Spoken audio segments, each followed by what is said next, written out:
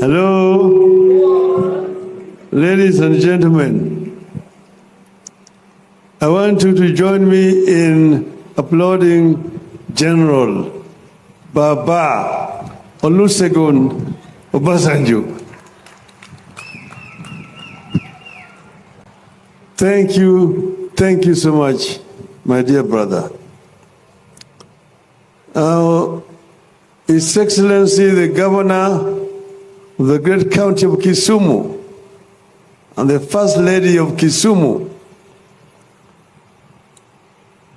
distinguished guests, ladies and gentlemen, all protocols observed, Hamjambo.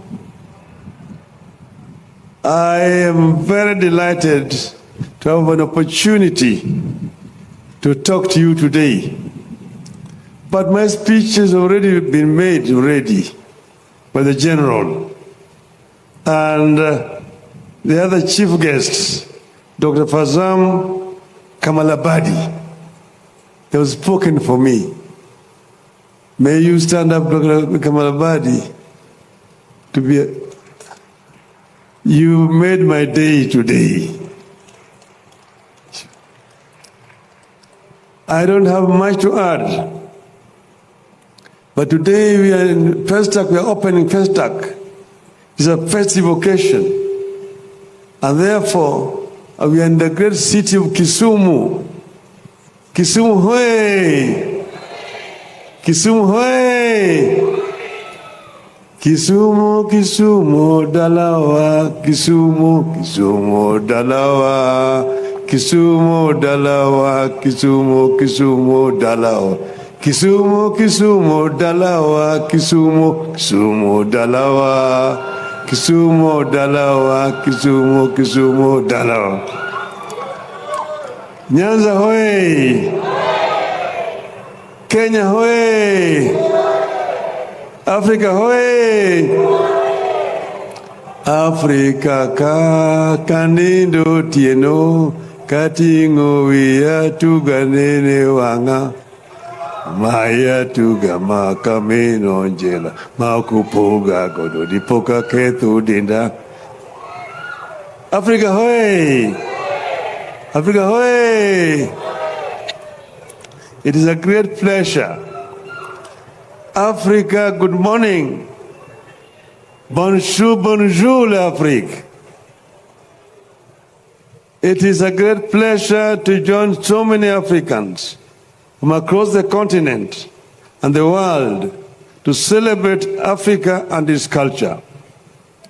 We welcome those from different parts of the world who have made time to be here and to see how it was and how it is at the cradle of humankind as we celebrate our culture. We are all at home. It has been proven scientifically that the first humanoid species was here in this part of the world. And that's why anybody who comes here is welcome back home. I wish to take this opportunity to congratulate the city of Kisumu for bringing this great event home. I equally thank the organizers for staging a show that is designed to leave a mark. Indeed, Africa is coming of age.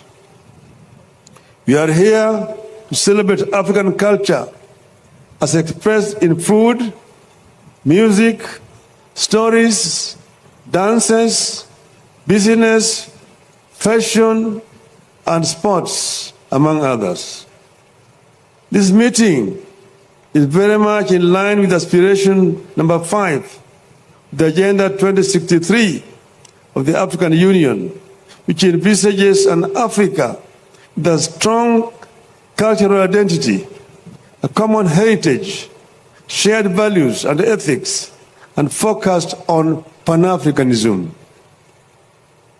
The aspirations number 5 commit to tap Africa's rich heritage and culture to ensure that the creative arts are major contributors to the continent's growth and transformation. We have to admit that as a continent, we have not invested enough in creative industries, and we will not use the industry as we should to unite our people and integrate the continent. At events like this, we affirm what we often take for granted or even doubt, that Africans are one people. There's nothing you are going to find here in Kenya that looks very different and unimaginable to a person from Senegal, Zambia, or Egypt. In a way, we are unique when it comes to culture. When you go to Asia, there are many different kinds of Eastern culture. You meet the Indian, the Chinese, Japanese, Korean, Vietnamese, and so on. You go to Western culture, you meet equally many different cultures. German, English, French, American. But when it comes to Africa, there's a strong sense of uniformity. Wherever Africans are, however removed from the motherland, they all tend to put the family as the main reference for the individual. And they all tend to agree that society or community is more important than the individual. We all distill our lessons and transmit our experiences. We agree that distilled knowledge is beneficial for our societies to succeeding generations. May these traditions never die among the African people. May they unite and not divide us. It is, however, a painful contradiction and a matter of great concern that despite the near uniformity in our beliefs and traditions, Africa is more divided than these societies with multiple cultures. You have never harnessed our music, food, stories, and family connections to deliberately pursue unity and advance our cause as a people. The Congolese music is enjoyed across the entire continent, just like the music from Cameroon, Nigeria, Tanzania. Ethiopian, Somalian, Nigerian dishes are getting enjoyed across the continent. But that is where it ends. Good food, good music, and nothing more.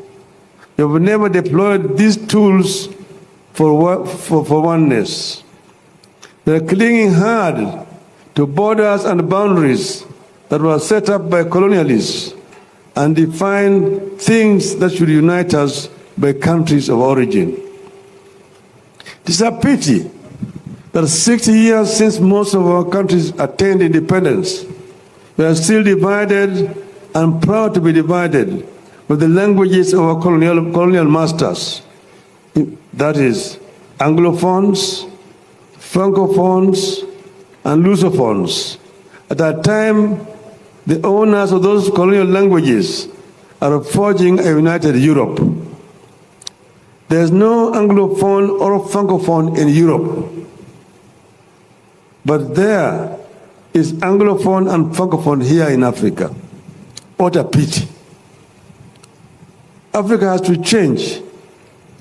Escalated unity is the way to go. The cultural ties that bind us is a great starting point on the path to unity. For historical reasons, Europe is our closest associate around the world. We are not going to engage meaningfully with a unified region when we act as a host of tiny individual nations. Integration is an idea whose time has come. Now, I keep on saying all the times that we need Africa developed by Africans. But we have got two categories of Africans. They are Afro-optimists and Afro-pessimists. Afro-pessimists are those who given hope on Africa. They say that Africa is a lost cause. And they talk about what has been visited upon Africa by our Afro-optimists. On the other hand, are those people who believe in the ability of the African people to develop Africa. These are the people who believe in Pan-Africanism ideology. Africa is the richest continent on planet Earth in terms of resources. It is a paradox that the richest is also the poorest when it comes to living conditions is the people. This, the paradox, what we must resolve. We cannot continue all the time to live in our colonial past and blame colonial masters.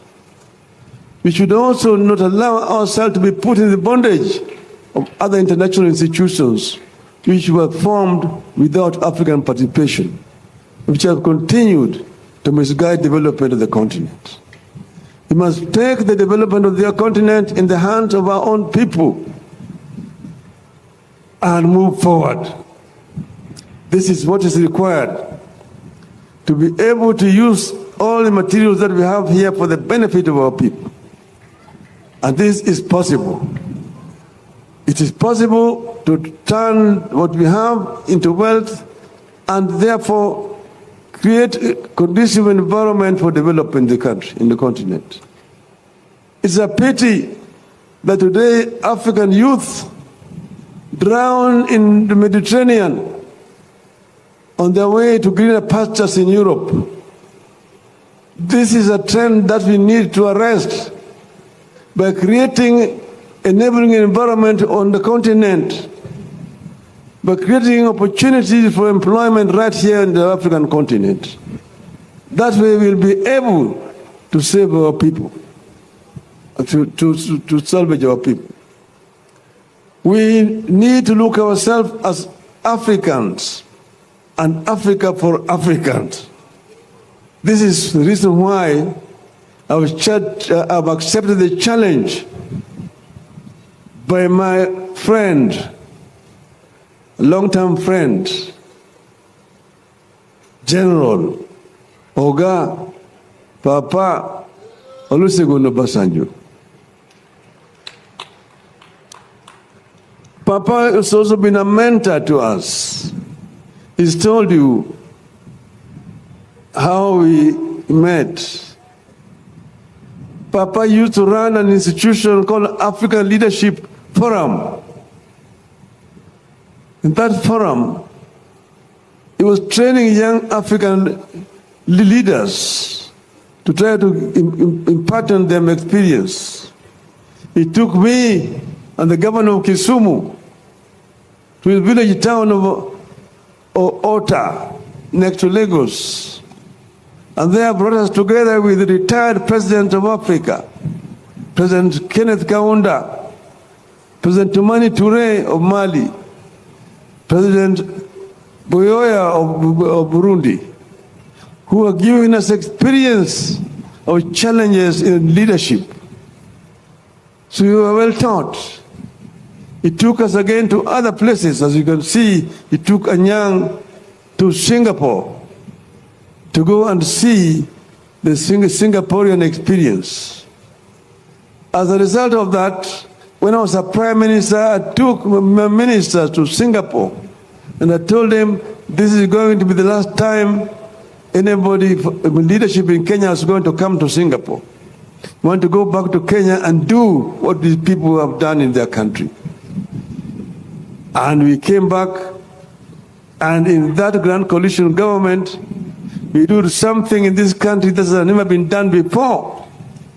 And today it is accepted that the grand coalition government was the government, the best government that Kenyans have seen since independence. So we believe it can also be done on the African continent. Africa, as you know, cannot move forward when it cannot even trade with itself. As we are speaking today, the intra-African trade stands at 15%. Inter-European trade stands at 70%. Intra-Asian trade stands at 60%. Even South America, 35%. Africa, only 15%. What are the impediments? The impediments are: one, non-tariff barriers imposed by different countries on the continent. Secondly, lack of infrastructure in the continent, making it very difficult for goods to move from one country to the other country. And that's why I said we need to take this animal called infrastructure head on. The Trans-African highways, the Trans-African high-speed network, the open skies in the continent, and so on. As things stand today, to travel within the African continent by air is a problem. They are taxing you to fly over air, open air. And you must get a license to fly over one country to the other country. They don't do that in Europe anymore. And to travel in Africa, you need so many visas. My friend, and our friend with General Aliko Dangote, one of the biggest African entrepreneurs, says that for him to travel across the continent, he needs 35 visas. His French counterpart, who's a business like himself, does not need a visa because he's having a French passport. With a French passport, you don't need a visa to travel across Africa. With a Nigerian passport, you need 35 visas to travel across the continent. What a shame. So we are going to introduce African Union visas that can enable you to travel across the whole continent without requiring to have any visas at all. Will make it easier for people to travel, to trade within the continent of Africa.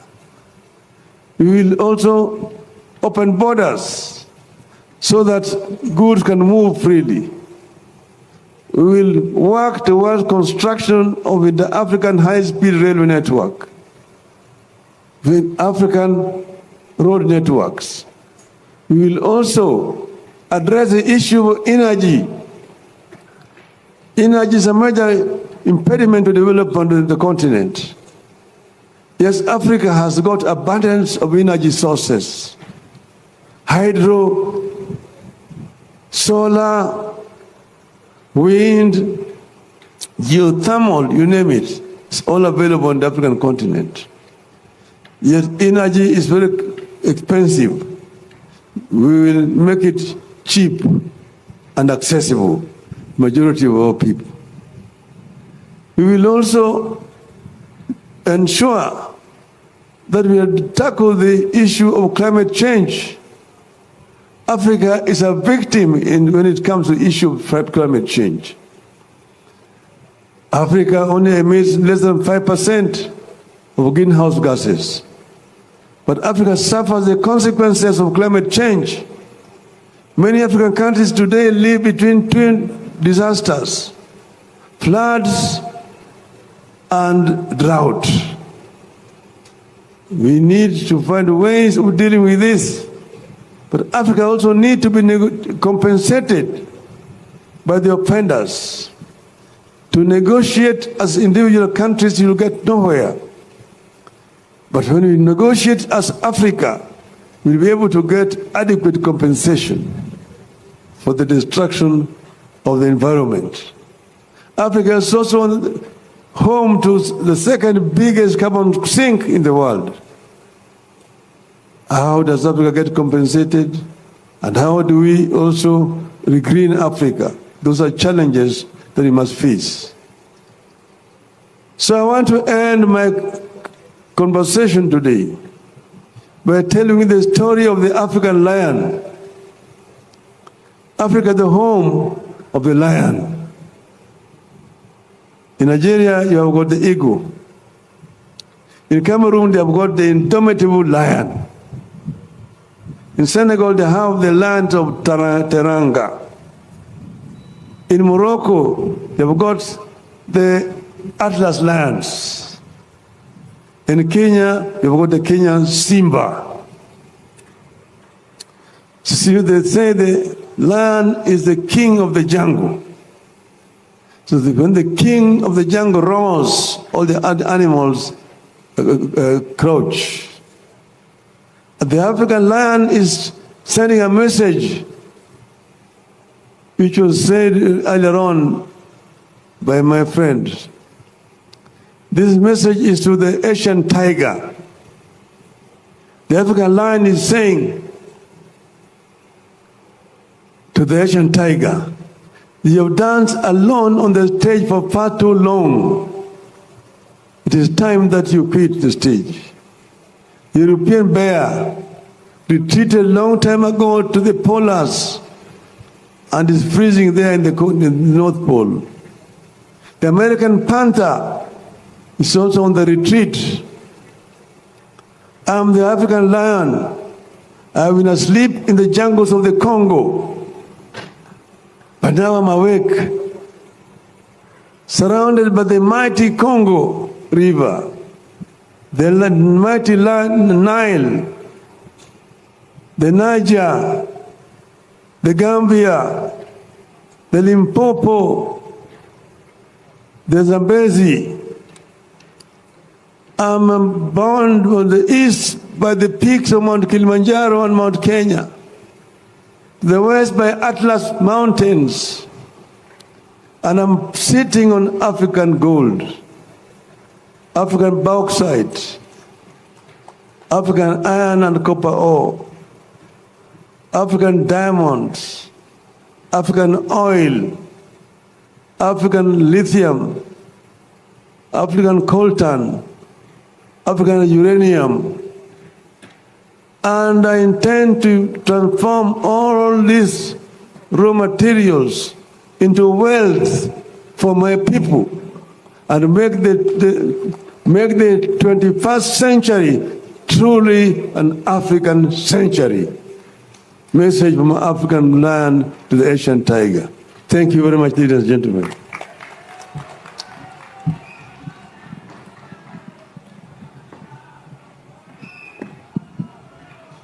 Thank you.